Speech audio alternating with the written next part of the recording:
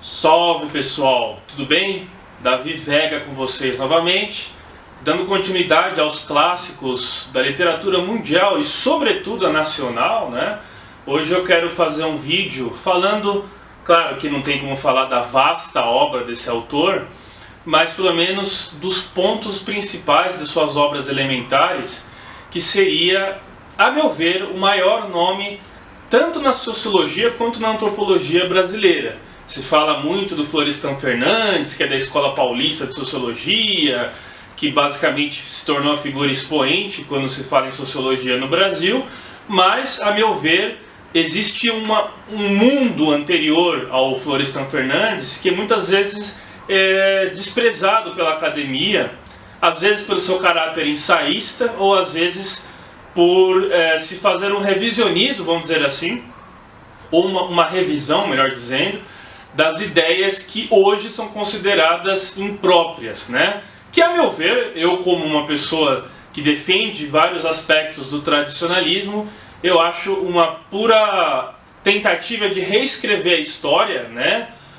Priorizando os pontos aos quais interessem. Então vários autores, mesmo eles cometendo seus erros, e também por serem produtos de seu tempo, como Silvio Romero, o próprio Gilberto Freire, que é o autor que eu vou falar hoje, e outros nomes até, o Taunay, né, do século XIX, Visconde Taunay, enfim, diversos nomes da sociologia que se tornaram subalternos praticamente frente a esse academicismo cientificista, que nada mais é do que uma tentativa de priorizar apenas a sociologia militante, que era o que defendia abertamente, né, o Florestan Fernandes e tudo mais. Então, em relação ao Gilberto Freire, né, eu gostaria de dizer um pouco sobre as obras dele. O Florestan Fernandes, ele vai muito para essa questão mais economicista até, embora ele tenha no seu início de carreira sido um dos que estudou justamente questões étnicas, questões antropológicas, como a Guerra dos Tupinambás, em Bertioga, a função social da guerra, a inserção do negro na sociedade de classes, mas depois ele descamba para um lado muito, que é esse lado do nacional desenvolvimentismo, que justamente quem pega essa onda é o Fernando Henrique Cardoso, né? E aí se tem explicitamente uma defesa das ideias marxistas na academia, né? E você tem, por exemplo, autores dos anos 30 que eles vão contra um pouco essa hegemonia marxista da academia, né? Sobretudo pela visão do ensaio. As questões identitárias e as questões culturais, elas são muito bem representadas por aquela escola do Rio de Janeiro, ao qual pertenceu o Guerreiro Ramos, né? O ISEB, se eu não me engano, o ISEB, o Guerreiro Ramos, e também a escola do Recife, do Tobias Barreto, já anterior ao próprio Guerreiro Ramos. E o Gilberto Freire, ele surge com sua obra mais famosa, que é o Casa Grande Senzala. Ele ganha uma projeção em 1933, ele escreve essa obra no exílio, né? Porque ele se opôs ao governo Vargas, à Revolução de 30, né? Enfim, embora as suas ideias tenham sido usadas também pelo próprio regime varguista, né? E um outro autor muito famoso também, que de certa forma dialoga em muitos pontos até e converge com o Gilberto, é o Sérgio Buarque de Holanda, com o clássico Raízes do Brasil, em 1936. Mas, falando um pouco do Gilberto Freire, eu vou mostrar aqui as obras que eu recomendo dele, né? Que eu acho muito bacana. Eu tenho esse livro aqui, quase todas essas obras foram relançadas pela editora Global, aqui no Brasil, né? Tempo Morto e Outros Tempos. Esse livro aqui é uma espécie de diário da juventude, né? A mocidade do Gilberto Freire, muito interessante. Ele conta quando ele esteve no Texas, né? Primeiramente ele foi para o Texas, depois ele foi para a Universidade de Colômbia, também passou por Stanford, se não me engano, né? E aí ele fala justamente das suas impressões quando ele estava nos Estados Unidos. Eu lembro de uma passagem desse livro que ele fala de Waco, né, Texas, onde teve aquele atentado famoso de Waco, né? E aí ele fala justamente de quando ele encontra uma moça negra e ela fala, do you wanna dig, né? Do you wanna dig, você quer, né? Ou seja, eles têm uma relação sexual e tal.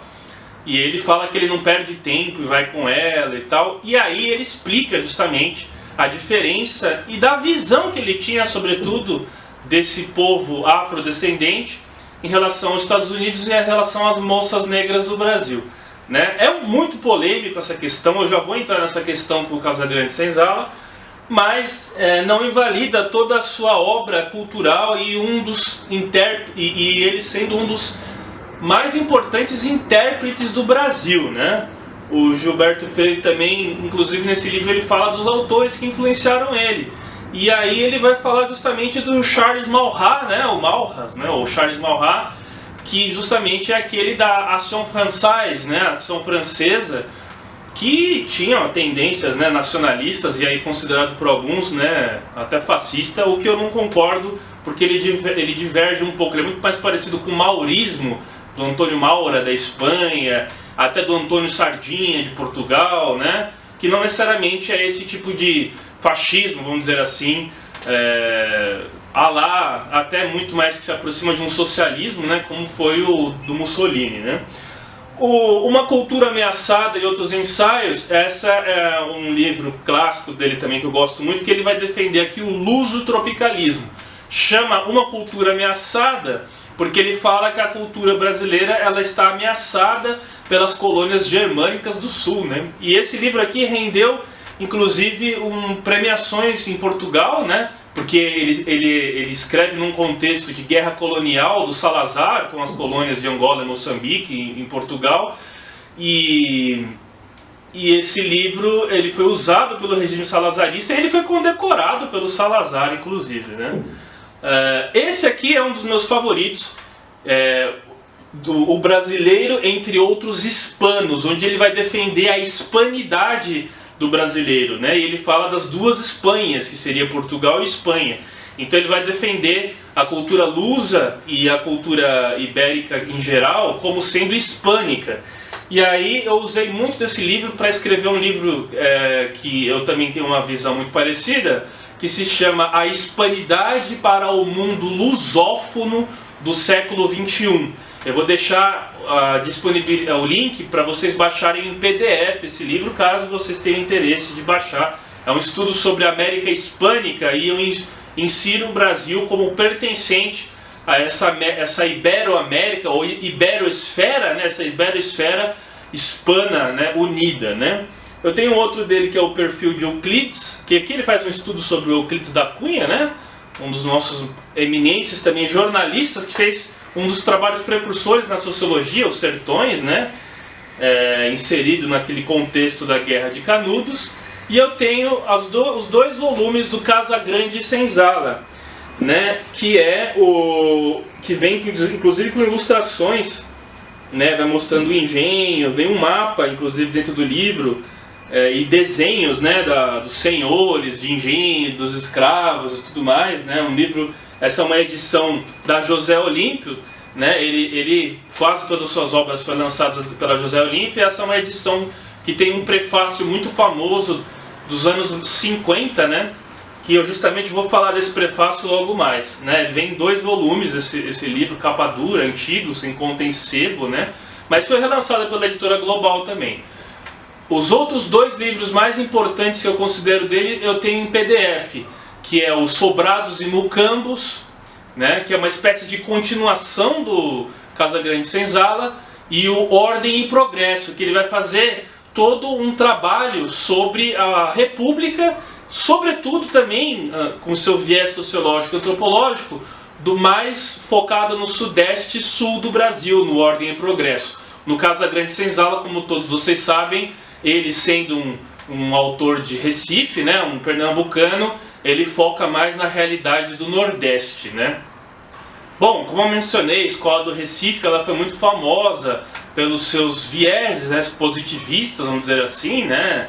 influenciados sobretudo no final do século XIX, né?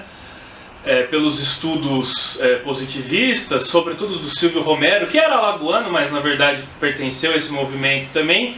E aí você tem grandes nomes que Pernambuco produziu para a cultura brasileira, né? Você tem, por exemplo, o próprio na música, o Luiz Gonzaga, né?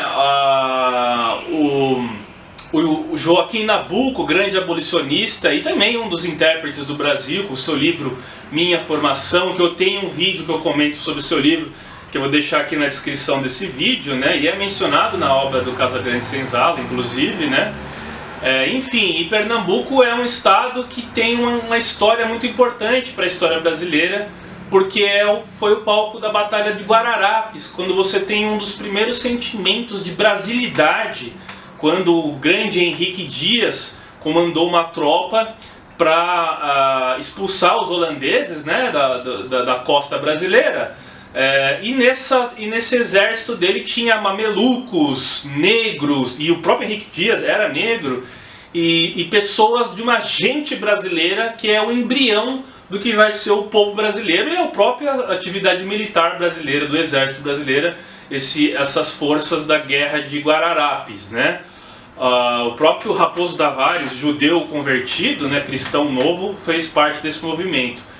E o Gilberto Freire, então, ele nasce, se não me engano, 15 de março, né, de 1900, em Recife, né?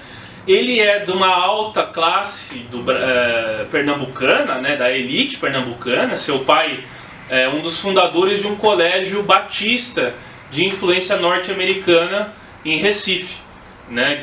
Gilbert, um negócio assim o nome do colégio, não me lembro o nome exato agora, mas é um colégio batista, e ele vai ser criado sobretudo nessa realidade religiosa batista, né, protestante, que quando ele vai para os Estados Unidos, inclusive nesse livro de memórias dele, ele justamente fala, né, nesse livro de memórias dele, que ele começou a rever, ele se decepcionou muito com os evangélicos norte-americanos, e ele começou a rever as ideias batistas dele, e ele vai se tornar, então, um dos maiores defensores da tradição católica, da tradição catolicista, né? Inclusive ele menciona que ele começa a se aproximar da ideologia papal, né?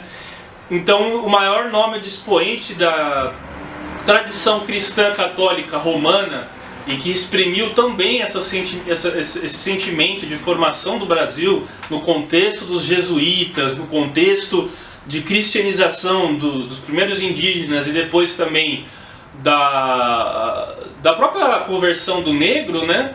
Ele começou sendo um protestante que migrou para o catolicismo. Geralmente é o contrário, né? Os católicos se tornam protestantes, e no caso dele ele fez um movimento inverso, né? Então, como eu disse, o Gilberto Freire, ele vai num pequeno exílio, né, na sua juventude, acho que acredito em 1930, quando tem a Revolução de 30, o contexto da Revolução de 30, e no exílio ele escreve o Casagrande Senzala, que é publicado em 1933, depois utilizado ideologicamente pelo regime até varguista, porque era um momento de se pensar o Brasil, era um momento de se criar o que era ser brasileiro, né? A ideia do samba, do futebol, tudo isso vai ser uma construção de Estado pelo Vargas, pelo DIP, né? Departamento de Imprensa e Propaganda e tudo mais. E o Gilberto Freire, ele está nesse movimento, assim como o Sérgio Buarque de Holanda, de certa forma também bebe desse movimento, né? de pensar o Brasil. O Gilberto Freire, ele é muito criticado pela esquerda, sobretudo, acusado de conservadorismo, por ele ter pertencido à UDN, União Democrática Nacional, né, que era aquele partido do Carlos Lacerda, que se opôs ao trabalhismo varguista e tudo mais, e que apoiou a ditadura de 64, a Revolução de 64, e o próprio Gilberto, embora ele tenha sido extinto depois, com a extinção dos partidos, em 62, né, pelo AI2, né? Desculpa, em 64 pelo AI2, né?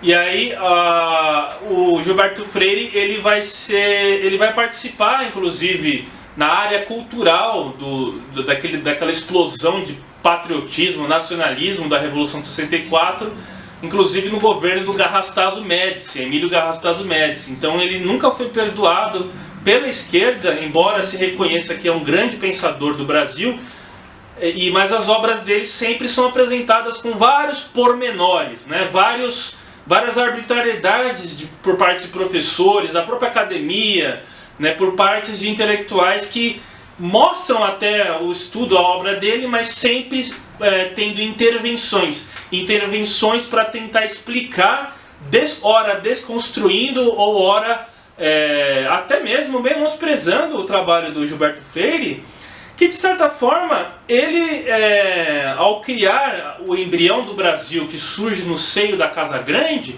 é a ideia que ainda ela é enraizada no Brasil até hoje. Por mais que se tenha movimentos identitários étnicos, né, movimento negro, vários movimentos que tentam desconstruir a ideia da miscigenação, a ideia da miscigenação, e eu não diria de uma democracia racial, porque é uma falácia que o Gilberto Freire fala que o Brasil é uma democracia racial. Isso são palavras que foram colocadas à obra muito tempo depois, né?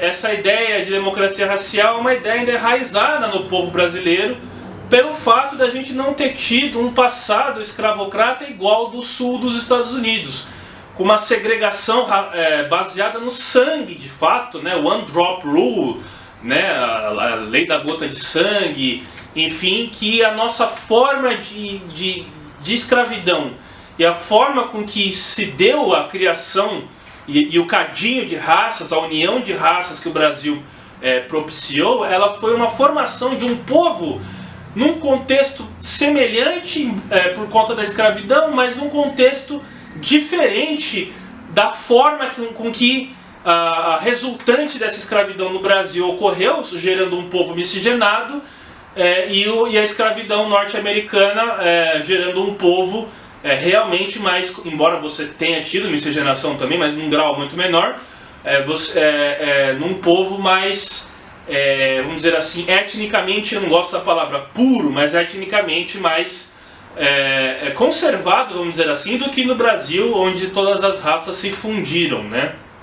Então, no prefácio dessa edição dos anos 50, eu acho muito interessante como ele explica a obra, né? Ele meio que explica, já numa época que começavam a menosprezar a obra dele, né? A sua verdadeira intencionalidade e tudo mais. Então ele vai explicar justamente a aventura que ele teve com um grupo de amigos no sul dos Estados Unidos, né? E ele vai falar das semelhanças e diferenças justamente do sul escravocrata estadunidense com a realidade brasileira, né? Ele vai falar justamente do contato que ele teve com Franz Boas, ou Franz Boas, alemão, que é antropólogo, né, da Universidade de Colômbia, se eu não estou enganado, nos Estados Unidos, que foi que cabeçou o movimento culturalista, antropologia cultural, né? E muitas vezes a esquerda critica inclusive Franz Boas, que foi aquele que fez uma revisão das ideias funcionalistas e tudo mais, ou deterministas até, e evolucionistas, darwinistas, falando que ele simplesmente substituiu o fator raça pelo fator cultura, né? Onde você, ao invés de falar que existe uma raça superior, existe uma cultura superior. Mas o Gilberto Freire, ele não foi exatamente aluno ou um orientando do Franz Boas, mas ele frequentou algumas aulas, teve contato justamente com o Franz Boas, e ele faz uma sociologia, uma antropologia, melhor dizendo, muito inspirada nessa questão culturalista. E ele foi um dos grandes encabeçadores da defesa da miscigenação, que justamente se contrapôs à ideia arianista de Nina Rodrigues, por exemplo, né, que era um eugenista, né? E ele justamente contribuiu para uma ideia dos brasileiros ter um outro olhar referente aos pardos e negros e aos descendentes dos escravizados. Então foi graças a Gilberto Freire, Aristides Lobo, todas esses Haddock Lobo também, né? Todos essas figuras expoentes que fizeram uma ideia de desconstruir a interpretação do atraso do Brasil por conta da miscigenação, que deu um outro caráter justamente ao olhar, embora ainda exista preconceito, ainda exista racismo no Brasil, não estou dizendo que não existe, mas de certa forma você trouxe um outro olhar em relação a isso, que é justamente o que a esquerda às vezes critica, dizendo que é um olhar de adocicar e de harmonizar os grupos étnicos, sendo que um está em desvantagem e teria uma dívida histórica em relação ao outro, né? Os estudos do Gilberto Freire, inclusive, foram usados pela ONU, né? Pela ONU para a desconstrução do racismo no mundo, e justamente teve um autor alemão que ele cita aqui, que eu não me lembro o nome, que quis traduzir o livro do Casagrande Senzala em 1946, um ano depois do fim da Segunda Guerra Mundial, para o alemão, para distribuir entre os alemães que ainda tinham aquelas ideias racistas, eugênicas e arianistas do nazismo, para eles desconstruírem as ideias racistas deles, passando a enxergar que a união de diferentes culturas e diferentes raças não geraria um ser degenerado ou inferior, né? Então a obra do Gilberto Freire ela foi muito importante, inclusive utilizada por órgãos internacionais no combate ao racismo, muito diferente de movimentos que dizem combater o racismo, que ao invés de combater o racismo, eles acirram o racismo, tentando encontrar raças puras num país miscigenado e jogando uma parte da população contra a outra, né? Então esses aqui são os livros, né? Uma coisa curiosa que tem também no prefácio é que ele vai falar de certa forma da alimentação. Isso é uma coisa que o Antônio Cândido fala também da alimentação do caipira, embora a cultura caipira seja da paulistânia, né? Ele vai falar justamente como que era a defasagem, né? A deformidade e a escassez de alimentação no seio da Casa Grande, né? No início desse primeiro processo colonial. Aqui é um mapa da Casa Grande, né? Casa Grande, engenho Noruega, ele fala muito desse engenho Noruega no livro também e tal. E aqui ele põe à disposição a distribuição com a Casa Grande sempre no alto, né? Da onde tudo se vê. E da varanda da Casa Grande o Senhor via tudo, né? E aí ele fala justamente dessa questão da fome na União Soviética, que no início da União Soviética teve uma fome e isso gerou, por conta da subnutrição, indivíduos mais baixos, menores, né? Isso é um fato, porque se você pega a melhora na alimentação de uns anos para cá, a altura da população aumentou, né? No mundo inteiro. Então é um fato realmente que a subnutrição gera indivíduos menores e com deformidades na formação do tórax, dos membros e tudo mais, né? E aí tem aquela velha história de que no início da declaração de guerra do Brasil à Alemanha, eles tiveram que chamar um número 4 vezes maior de soldados para selecionar entre eles os aptos a servir, né? Entre os pracinhas a ser enviados para a Itália. Porque o problema da subnutrição era tão grande no Brasil que você tinha que selecionar entre vários aqueles aptos a servir, né? Então era realmente um lugar muito difícil, e esse início da colonização do Brasil é marcado pelo improviso, até mesmo em São Paulo, por regiões isoladas, onde a base do alimento era o peixe seco, né? Piratininga era o peixe seco e também a mandioca, né?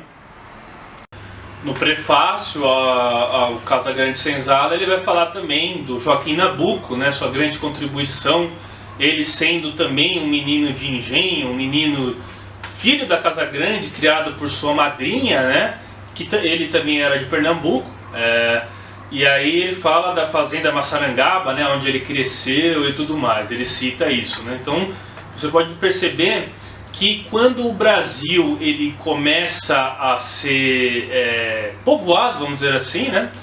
Já tinham povos aqui, mas começa a ser conquistado, vamos dizer assim, se teve as capitanias hereditárias, e as principais justamente foi de Pernambuco e São Vicente. a de Pernambuco dando toda uma influência para o Nordeste, de São Vicente aqui em São Paulo dando a influência do Sudeste, né? O Duarte da Costa, ele manda uma carta para o rei Dom João, se não me engano era o Dom João III, né? E aí tem toda aquele princípio de colonização e do modo açucareiro, né? O modo açucareiro de monocultura que vai permear todo o Nordeste. Mas no prefácio ele fala justamente também ele vai explicando a Casa Grande e ele vai falar justamente dos arranjos, né? A forma com que ela era construída, a forma com que ela se diferenciava, por exemplo, das casas portuguesas, né? Ele esteve em Portugal e ele fala de uma diferença das casas brasileiras, das casas grandes brasileiras e das portuguesas, né? As casas brasileiras edificadas muitas vezes até com o sangue espraiado, né? Sangue derramado da conquista, inclusive não só de indígena, mas dos escravos africanos. E ele fala até de uma casa que eles passaram o sangue do negro nas paredes quando estavam construindo a casa, né? E eram fortificações que resistiram ao tempo, mas depois foram se decaindo, assim como aquela aristocracia do Nordeste foi perdendo todo o seu poderio no final do século XIX, quando São Paulo ganha um protagonismo por conta do café e dos imigrantes, né? Da industrialização.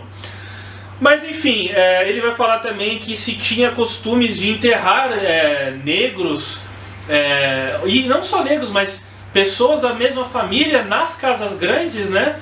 E se enterrava muito ouro também, muitas joias e tudo mais. Então as casas grandes, elas tinham toda aquela mítica de serem assombradas, de você escutar vozes, correntes, né?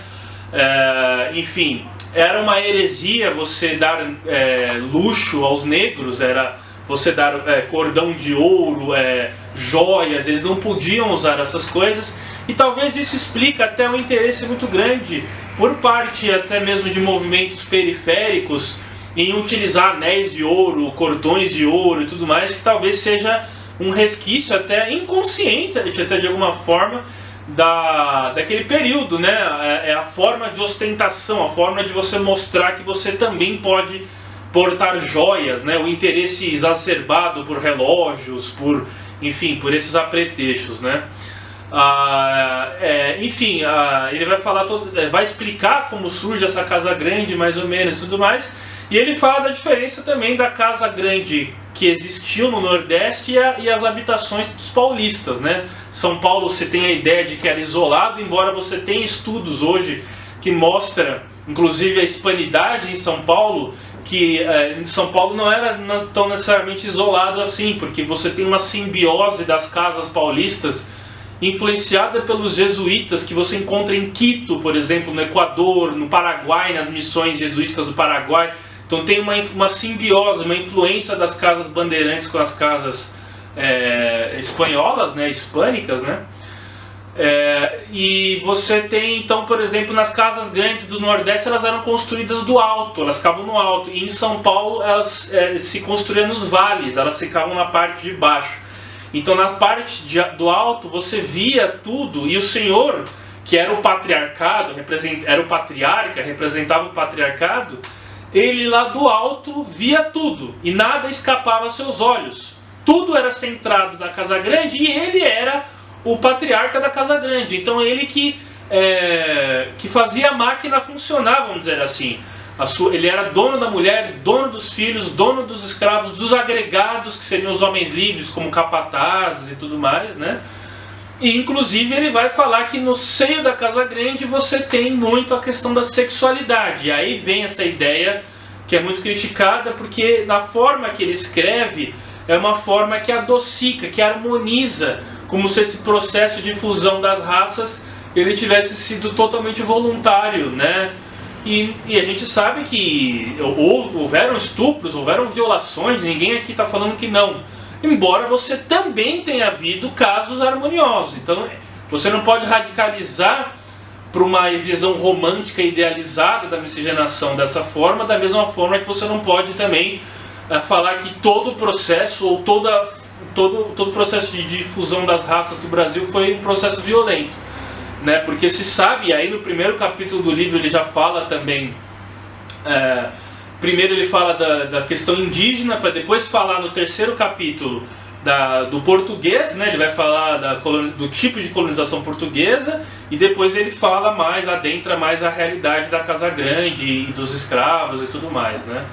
E aí ele vai falar justamente, usando até o Spengler, né? Eu achei muito curioso que ele fala do Spengler. Eu tenho um vídeo daqui no canal sobre o Oswald Spengler também, que ele vai falar que é justamente tudo se volta à arte. O Spengler falava que a arquitetura, ela diz muito sobre uma cultura, né? Naquele livro da Decadência do Ocidente, a arte ela é uma metáfora para a decadência de uma cultura, e toda cultura tem seu apogeu e tem sua queda.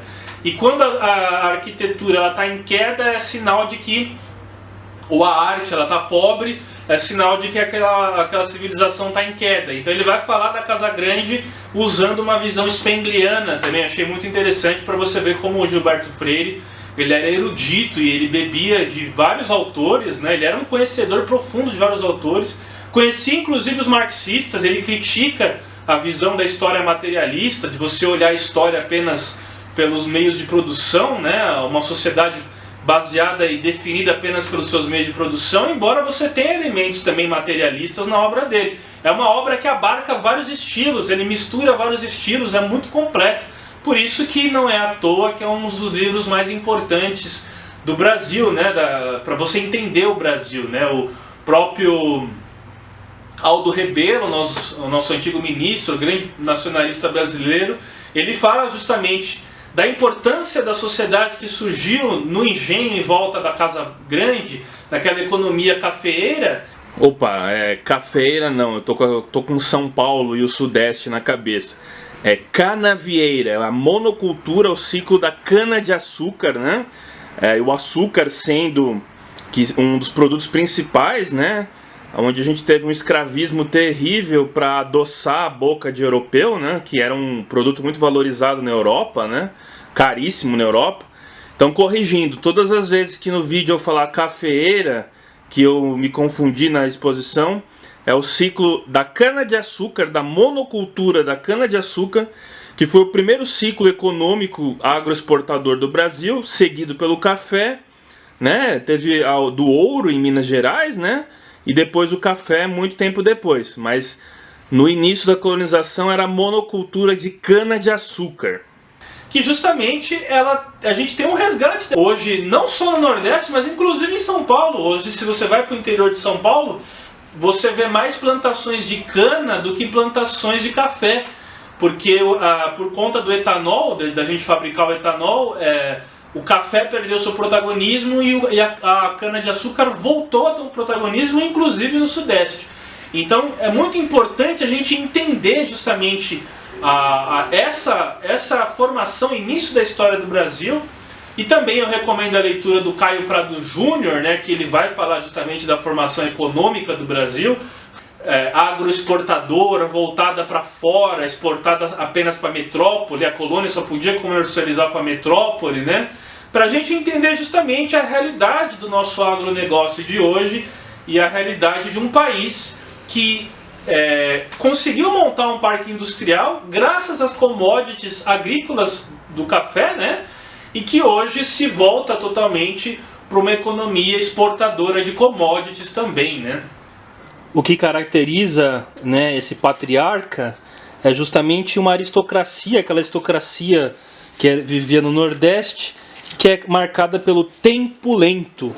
O tempo aristocrático é aquele tempo lento, aquele tempo que te permite devagar sobre as coisas e a não correr sobre as coisas, que é diferente do tempo da linha de produção, aquele tempo mais voltado realmente à produção. O tempo lento é o tempo do aristocrata, o tempo aristocrático. Inclusive o Monteiro Lobato tece elogios ao Gilberto Freire, falando até uma citação famosa, não sei aonde o Brasil vai, mas eu só sei que ele vai, eu espero que ele vá para onde Gilberto Freire apontar, é uma coisa mais ou menos assim que ele fala. né? E ele que foi, inclusive, do movimento eugenista aqui em São Paulo, né? Aquela criação do Jeca Tatu e tudo mais. Então, assim, o Gilberto Freire realmente quebrou um paradigma quando ele fala justamente dessa estrutura patriarcal no seio da Casa Grande, onde as culturas teriam tido esse encontro. Antes dele entrar nisso, ele fala da cultura indígena, e ele vai falar justamente que nos primeiros anos da colonização, os portugueses ficaram espantados, né, com a cultura indígena, sobretudo na questão da higiene dos indígenas. Ele fala de um nobre, um fidalgo português que estava anos sem lavar as mãos, né, e eles se espantavam com a quantidade de banho que os indígenas tomavam.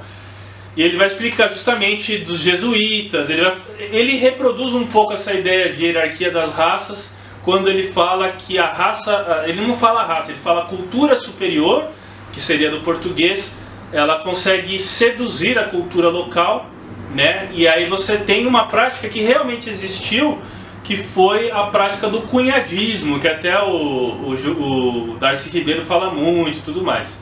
Eu não vou entrar muito nessa questão indígena, porque eu tenho vários vídeos sobre essa questão indígena aqui no meu canal, né? Tenho vídeos falando dos tupinambás, tenho vídeo falando do mármore e a murta, né, do Viveiros de Castro, de toda essa questão jesuítica, do processo de cristianização dos índios. Eu não vou entrar muito nisso porque eu estaria sendo muito repetitivo e o foco é o Casagrande Senzala. Mas ele vai falar dos mamelucos, vai falar de todo esse processo dos anos iniciais do Brasil, né, onde você tem primeiramente o brasileiro mestiço miscigenado com os indígenas. E esses brasileiros miscigenados com os indígenas, por conta da falta de mulheres, né, brancas, falta de mulheres brancas, os portugueses foram obrigados, vamos dizer assim, a se miscigenar com as mulheres locais. Tem um filme muito interessante que fala sobre isso, que é o Desmundo, né, de mulheres que são enviadas, portuguesas, que são enviadas na colônia para suprir os homens e tudo mais, né? E aí ele vai falar justamente depois por que o português, diferente de outras colonizações, né? Por que o português, principalmente, ele foi um povo que se miscigenou tanto, né? E essa prática já vinha acontecendo na África, né? Já desde a época do Vasco da Gama, né? Antes da descoberta do Brasil, da colonização do Brasil. Então, assim, ele vai fazer uma comparação com a própria história de Portugal, né? Que os portugueses eles podem ser ao mesmo tempo tanto semitas quanto nórdicos. E o Portugal ele tem um pé na África, uma bicontinentalidade. A Espanha também, não é só Portugal. A Ibéria, né? Ela tem uma bicontinentalidade. E esse mundo, ao mesmo tempo europeu e africano, ele soube conviver muito bem na invasão muçulmana, né, dos moçárabes, dos mouros, né, os moçárabes eram os árabes, os cristãos que viviam sob domínio árabe, né, convertidos, né, e os mouros, né, a Ibéria mouresca, ela teve de certa forma, embora você teve uma reconquista de 800 anos,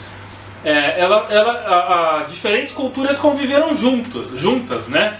Aquela Ibéria visigótica dos germânicos, ou até celta, né, que tinha muito na Galícia, o celtibera, ela teve que aprender a viver com o elemento africano. Então você teve uma influência até mesmo antes de fenícios, de vários povos que formaram a Ibéria, e a hispanidade ela já surge justamente como uma terra de conquista, né, da reconquista do norte, que partiu para o sul. E a América, ela surge num contexto, o próprio Colombo e depois o Brasil em 1500, a América surge num contexto de continuação dessa reconquista.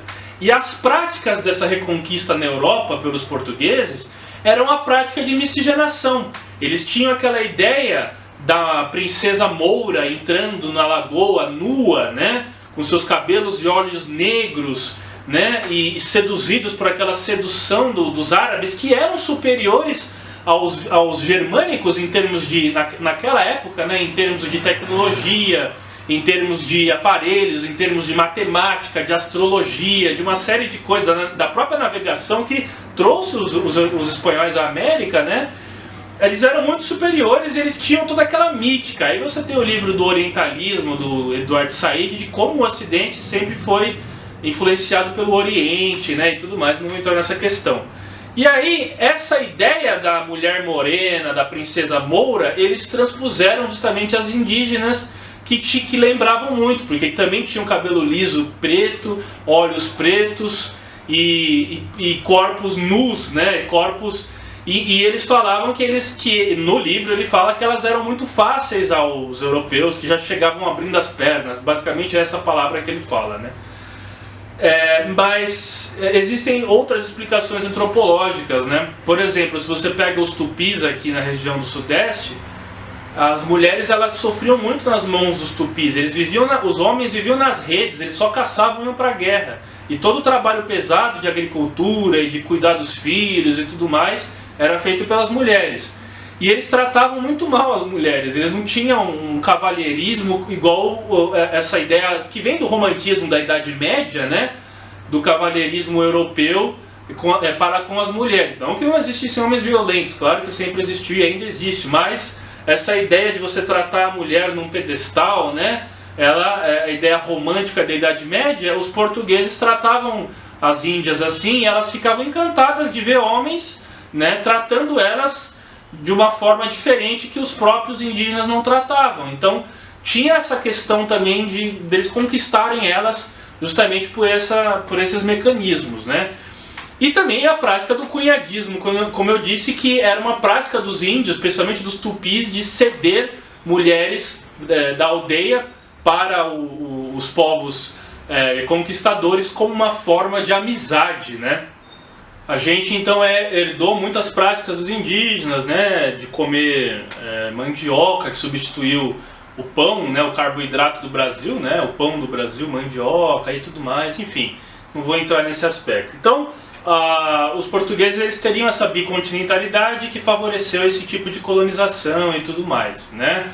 Então, é uma coisa impensável, por exemplo, nas colônias inglesas que vão surgir depois, onde os colonizadores rejeitavam o contato e tinham uma visão preconceituosa com os povos súditos, né? Ele vai falar que o português ele era muito sensualizado, né? Ele era muito cativado pela sensualidade da mulher indígena e negra também, e ele não resistia justamente a esses apretextos e tudo mais. E na colonização espanhola algo semelhante aconteceu também, porque você teve uma grande miscigenação na colonização espanhola, mas ele fala que os espanhóis têm uma diferença dos portugueses, porque até a própria língua de Castela, o castelhano, ele é uma língua muito mais rígida em termos de ser que lembra mais as estruturas germânicas, embora ela seja uma língua latina, do que o português, que já na própria, quando se insere no Brasil, na formação do Brasil, já tem palavras africanizadas, pelo fato do contato, principalmente de Portugal, com a África subsaariana. Os espanhóis tinham mais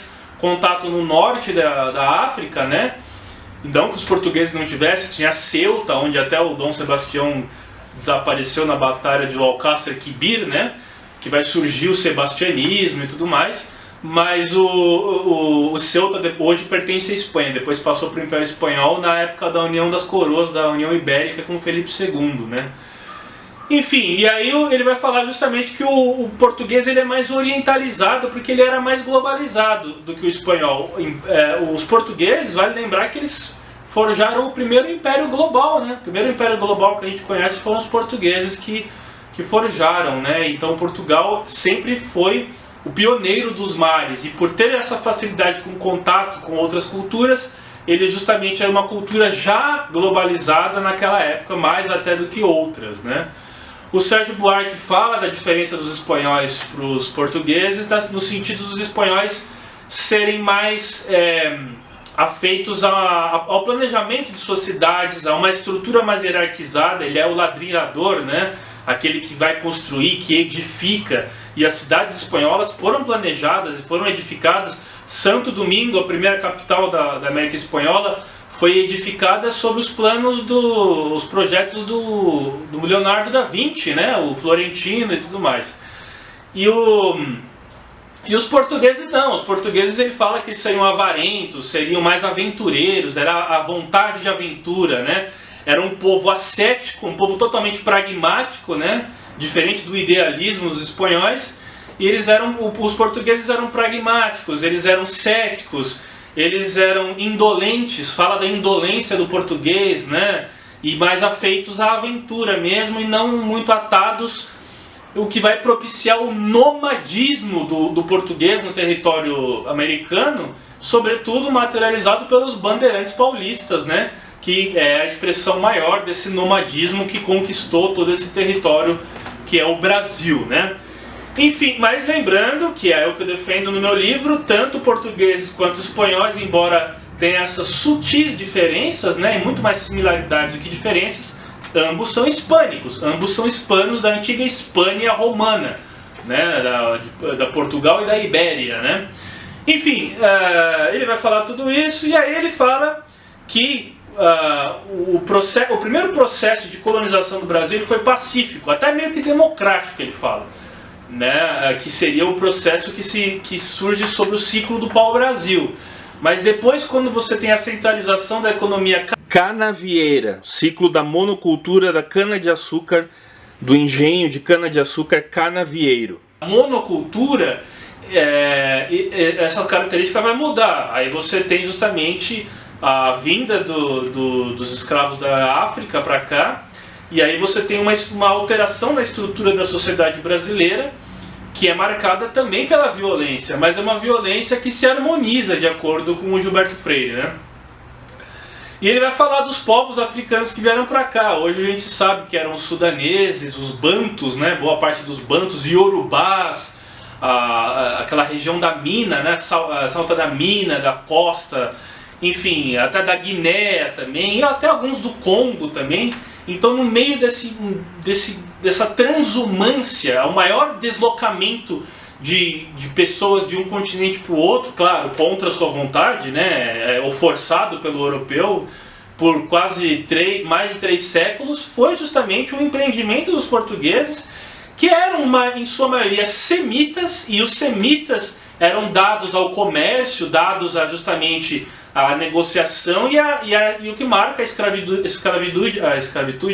escravidão moderna é justamente o escravo enquanto mercadoria, que é diferente da escravidão do passado, que era uma escravidão por dívida ou por conquista na guerra. E o escravo sendo mercadoria, ele tem justamente um deslocamento humano que foi o maior que teve da África para a América, né? E aí você tem, por exemplo, várias nações e várias etnias, inclusive realezas entre os escravizados, né? E princesas, reis, né? Alguns até muçulmanos e alguns até letrados que sabiam ler e escrever. Às vezes ele fala no livro que tinha, às vezes, escravos que sabiam ler e escrever, e o senhor de engenho, o senhor patriarca lá da Casa Grande, era analfabeto. Né? Então ele fala justamente desse convívio dos filhos do Senhor com os filhos dos escravizados, estudando junto no mesmo lugar. Ele vai falar da capela, toda Casa Grande tinha uma capela, e aí a figura do padre, que justamente, diferente da América Espanhola, embora você tinha as haciendas com capelas também, se edificou muito mais catedrais na América Espanhola do que na América brasileira, né, portuguesa, porque a América Portuguesa você tinha as capelas dentro da Casa Grande, e o padre ia nas casas grandes rezar. O padre era como se fosse um membro da família também. A gente já viu em várias novelas, vários filmes isso daí, né? E você pode ver, São Paulo, embora foi edificada pelos jesuítas, a Catedral Municipal de São Paulo, né, que é a Catedral da Sé, ela foi construída nos anos 20. Você tinha a Catedral de São Bento, você tinha outras consideradas catedrais principais, mas as cidades espanholas, elas tinham... a primeira coisa que os espanhóis faziam era fazer uma igreja, era fazer uma catedral que sobrevive até hoje. Você vai em Lima, no Peru, a Catedral peruana é belíssima. No México, na cidade do México.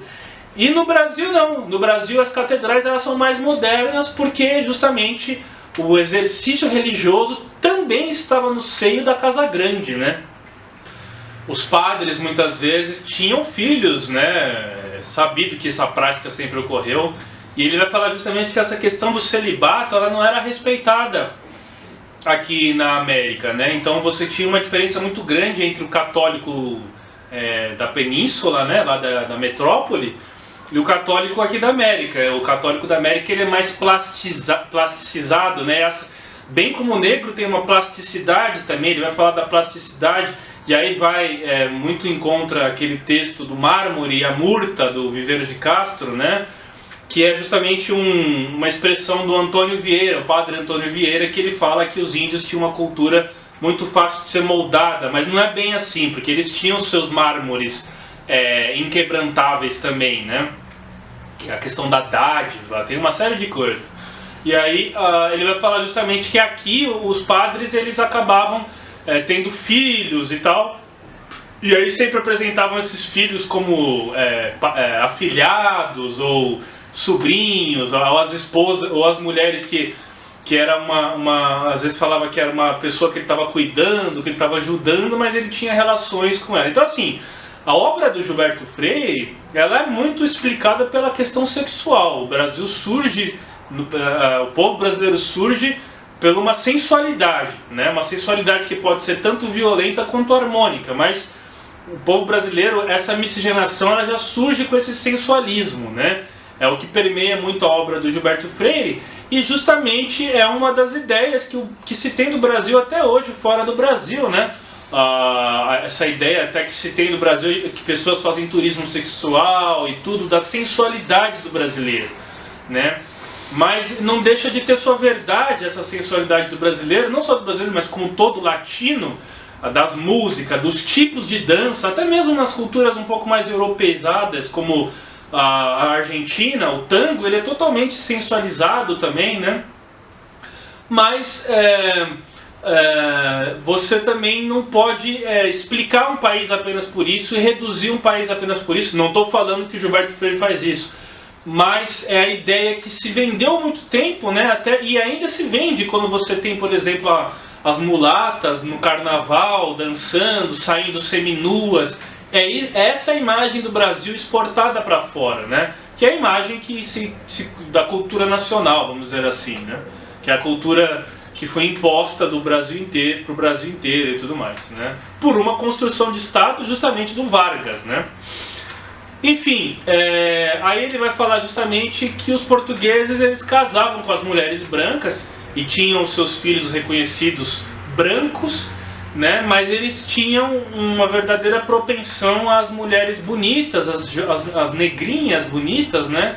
Que eles não resistiam, vamos dizer assim. Então tem aquela frase famosa de que a mulher branca é para casar, a mulata para copular, né? Para ter relações, e a mulher negra para trabalhar, né? É uma visão que hoje se pode ver como preconceituosa, com certeza, mas também de certa forma era uma prática que existia no Brasil, né? A gente pode ter um politicamente correto, pode repensar sobre isso e discutir sobre isso, mas era uma prática que ocorria no Brasil, né? Eu lembro de um amigo espanhol do meu pai é espanhol, um amigo espanhol do meu pai que ele veio para o Brasil, ficou até em casa um tempo, né? Morando com a gente um tempo. E ele tinha uma mulher que era, vamos dizer assim, mulata. Ninguém gosta da palavra hoje, mas ela era mulata, né? E ele teve um filho com ela aqui no Brasil. Depois simplesmente ele abandonou ela, voltou para a Espanha. Ele já tinha uma família na Espanha e ela ficou com o filho dele aqui no Brasil. Ou seja, acontece ainda hoje essas coisas aqui no Brasil. Então era uma prática que sempre existiu, né? Então não adianta a gente querer fechar os olhos, e por isso que a obra do Gilberto Freire é importante para a gente ter um nacionalismo também, de uma explicação idealista, né, do nosso país. Todo país precisa de uma narrativa idealista, né, da sua formação, mas em compensação a gente também tem que ser crítico, e mais uma crítica que visa entender práticas que foram comuns, até mesmo para se combatê-las, ao invés de você querer censurar a obra por conta desses cancelamentos que nós temos hoje em dia, que são simplesmente uma nova forma de inquisição, né? Se engana quem pensa que ele apenas dociliza esse processo de cadinhamento das raças, né? porque ele vai falar justamente de coisas violentas que ocorreram, como por exemplo as mulheres brancas enciumadas de seus maridos se deitarem com as negras, quebrando os dentes e deformando, queimando as mulheres negras para deixá-las feias, né? Para que eles não sentissem atração, né? Ou seja, violências terríveis, né, que acontecia, ou eles obrigando as mulheres jovens se prostituírem nos portos, né, onde chegavam os marinheiros, né? Porque eles queriam ganhar dinheiro, fazer dinheiro em cima, porque eram proprietários daquelas pessoas, eram escravas, né? Escravizadas, né? E aí muitas vezes as mulheres pegavam sífilis e tudo, e eles falavam, e muito se fala que a sífilis surgiu na América, né? Que o Colombo levou a sífilis para a Europa, mas ele vai falar justamente que os portugueses trouxeram a sífilis para o Brasil. E que a sífilis tinha uma epidemia de sífilis no Brasil, e muita gente morria totalmente doente dessa doença por conta das relações sexuais indiscriminadas que aconteciam aqui no Brasil, né? Enfim, quanto à mestiçagem, tem no prefácio mesmo uma parte que ele fala que quando ele estava nos Estados Unidos, ele ouviu um relato, se eu não me engano, ou ele mesmo viu, né, marinheiros brasileiros se aproximando, né? E aí um pesquisador norte-americano, racialista, né, fala que viu alguns mongrels. Mongrels é uma palavra que você pode traduzir como vira-lata. E que eles tinham um aspecto proto-humano, tinham um aspecto que lembrava um humano, mas não era bem a aparência de um homem, vamos dizer assim. Porque eles tinham como padrão um homem branco caucasiano. E eram homens cafusos. Os cafusos, a gente sabe que é a união do negro com o indígena, que gera o cafuso, e a união do branco com o indígena é o mameluco. E aí ele vai falar justamente que ele ficou abismado, e aí a partir daí que ele começa a também ter esse insight de desconstrução dessa ideia racialista. Por isso que o Gilberto Freire, embora ele seja polêmico de tudo isso, o livro dele, às vezes tem gente que considerava ele muito pornográfico para a época, por explicitar justamente essas entranhas da sensualidade, ou justamente por utilizar palavras consideradas de baixo calão, que inclusive é uma expressão que dizem que vem da escravidão, baixo calão e tal.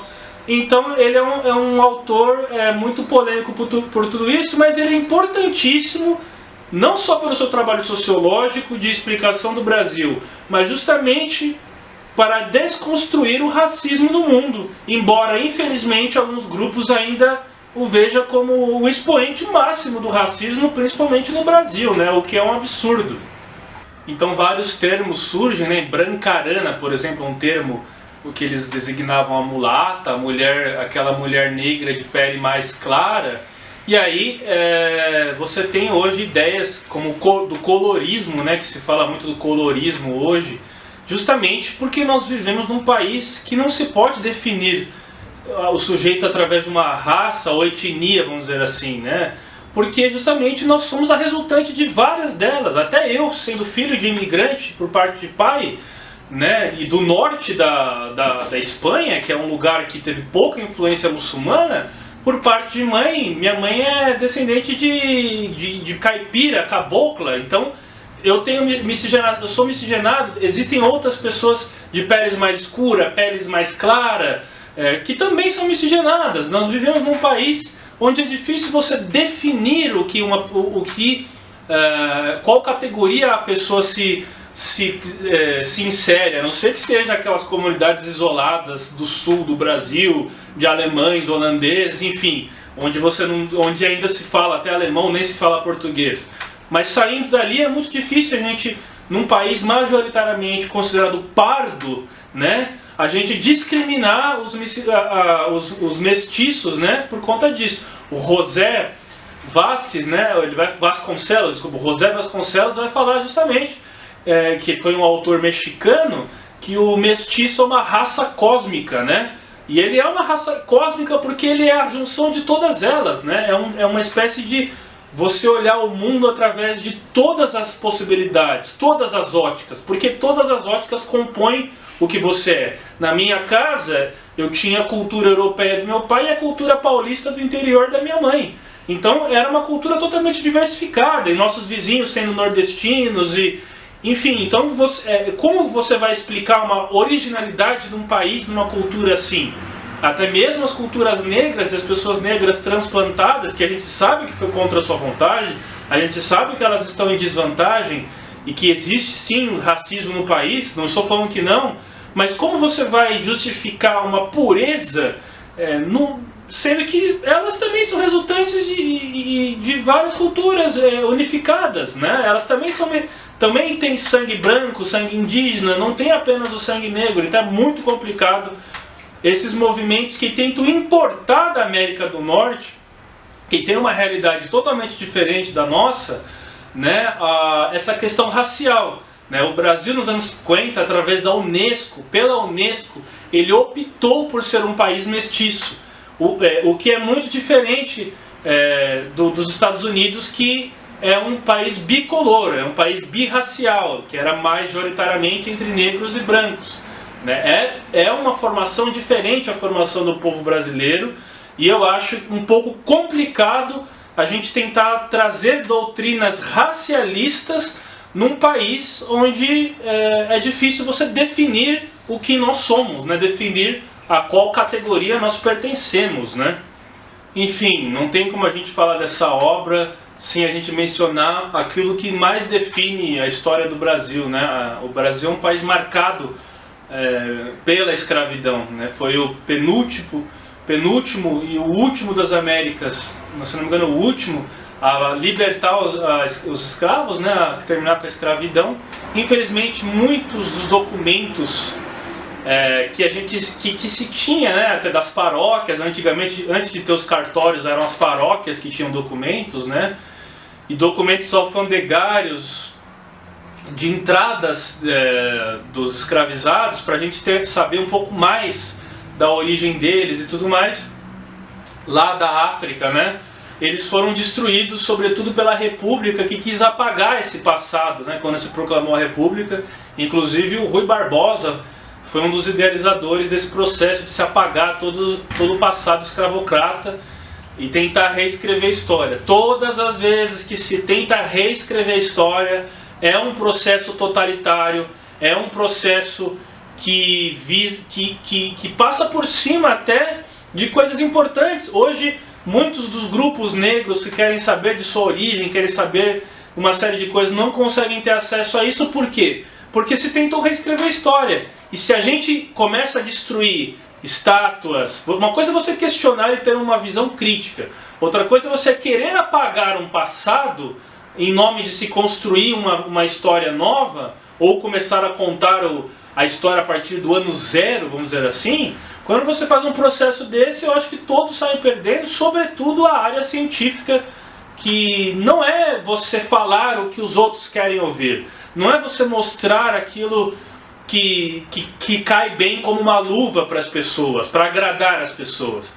A história ela é marcada por violência, por guerra, por conquista. A história do ser humano, a história do homem, ela é marcada por arbitrariedades, por conquista. Então, como que a gente vai querer apagar esse lado que a história tem, e esse lado que a natureza humana ainda tem nos dias de hoje, querendo só elevar um possível lado bom e do bom selvagem, o lado que se quer ouvir, o lado consciente ou o lado politicamente correto.